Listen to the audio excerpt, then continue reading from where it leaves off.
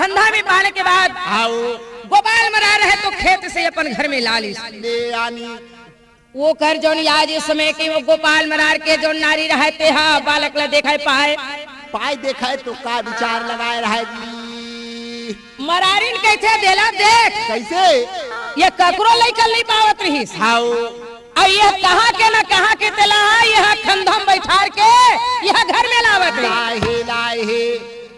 सुन के गोपाल मरार के थे हाँ ए तय नहीं सुनत का कैसे अरे ये लाते दूसरे के बालक धन समझबे मत समझ में आज एकर पास में कत्का शक्ति कत्का ज्ञान है तेला तय नहीं जाने नहीं जाना जी अरे एकर महिमा महान है हो ए काहे? अरे तय जल्दी से आरती सजा सजा ले आरती सजा के आज इसमें